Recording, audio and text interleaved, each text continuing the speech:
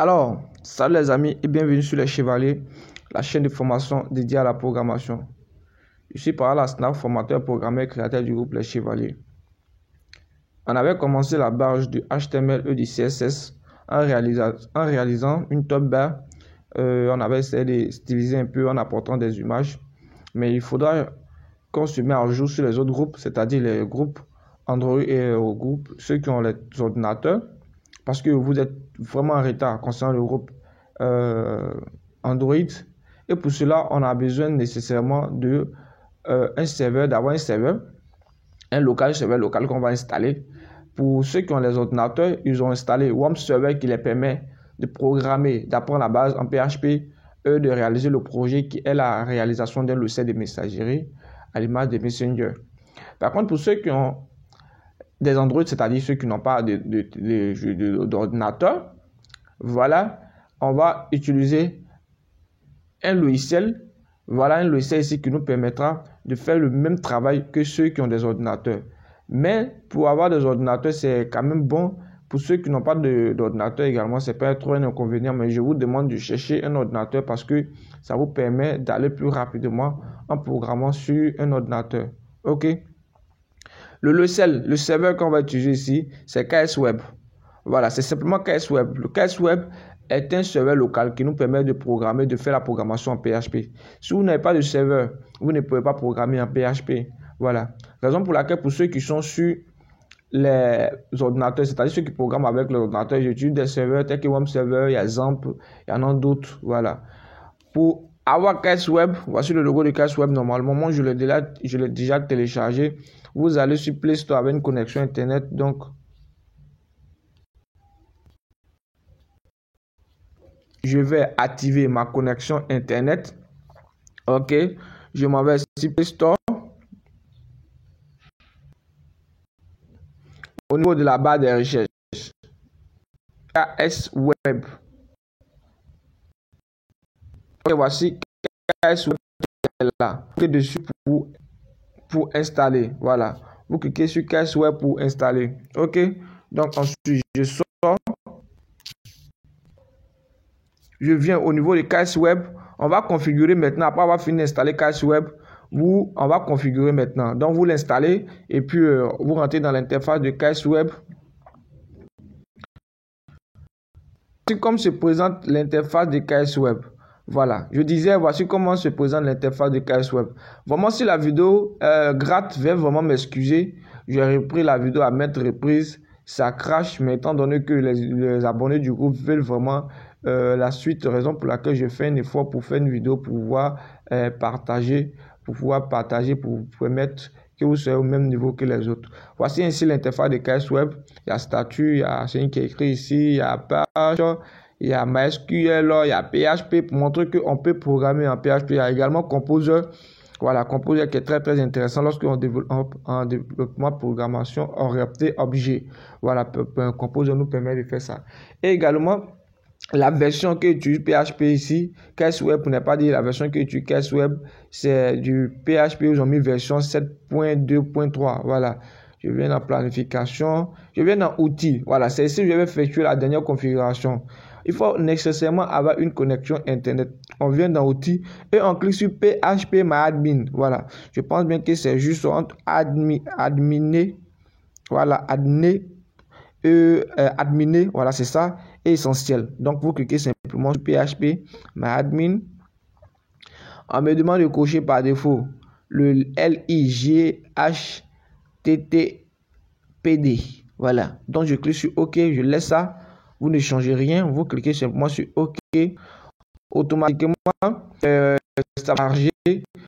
Moi, j'ai installé pour laquelle ça, oui. Voilà, directement l'interface de PHP. Mais pour vous, ça va charger. Et lorsqu'on vous demande d'accepter quelque chose, vous appuyez sur OK. Vous serez dirigé, après ça, vous serez dirigé automatiquement sur l'interface de PHPMyAdmin. Lorsque vous êtes dirigé ici, alors votre configuration est bel et bien réussie. OK. Maintenant, je peux continuer sans la connexion Internet. Donc, je coupe pour vous montrer que je peux continuer la suite sans la connexion Internet. Voici ainsi l'interface de KS Web, de PHPMyAdmin. Excusez-moi, voici l'interface de PHPMyAdmin. on me demande, pour me connecter, on me demande le nom d'utilisateur. Je mets route par défaut, on met route, voilà, R en minuscule, 2O avec T. Voilà, je mets route. Et le mot de passe, je ne mets rien. Voilà. Ensuite, j'appuie sur exécuter.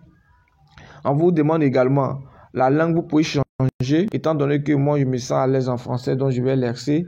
Vous pouvez changer si vous vous sentez à l'aise. Voilà. Si on ne change rien, c'est par défaut, c'est route. Et le mot de passe, on laisse, on appuie sur exécuter. Je patiente. Ok. Lorsque c'est bien le bien, ça fonctionne. Voici où vous serez dirigé. Voilà. Et c'est ici on crée notre base de données. Notre base de données, on va revenir après. La base de données nous permet d'envoyer les informations dans la base de données. Ouais, voici la version du PHP qu'on utilise. La version du PHP. Donc, ici, je viens pour créer une autre base de données. Je viens pour créer une nouvelle base de données. Clique sur base de données simplement ici. J'attends que ça charge. Ok, vous voyez, on écrit ici créer une base de données. Nom de la base de données, je mets le nom de la base de données que j'aimerais créer. Étant donné qu'on n'est pas encore arrivé sur cette partie, donc je vais stopper et après on viendra dessus. C'est-à-dire, je ne vais pas créer une base de données. Voilà, je ne vais pas créer une base de données. Ok, c'est un peu l'interface de KS Web. Voilà, vous voyez le serveur KS Web. Voici l'adresse IP qui est 127.0.0.1. Ensuite 2.8003, c'est-à-dire c'est le port 8003, c'est le port maintenant. 127.0.1 c'est l'adresse IP, ou bien soit on peut écrire localhost, c'est-à-dire 127.0.1 on peut écrire localhost, c'est-à-dire je fasse comme ça, j'écris local comme local, voilà, et puis host, voilà, host qui veut dire adresse, donc localhost, j'appuie dessus, touche, vous voyez, je serai dirigé sur l'interface. Ils vont me demander de mettre, comme d'habitude, mon nom d'utilisateur. Je mets ici en minuscule, bien sûr. Voilà, route, je reprends pour montrer que ça fonctionne bel et bien. Le mot de passe, je ne mets rien. J'appuie sur exécuter. Ok, je patiente que ça charge. Ok, vous êtes bel et bien dirigé sur l'interface PHP Admin. Okay, c'est la même interface qu'on suivi de Zoom seulement. Voilà, voici l'interface qui est là. Pour que ça fonctionne bel et bien, on peut mettre la IP ou bien soit localhost. Voilà. Maintenant, ensuite, comment exécuter encore?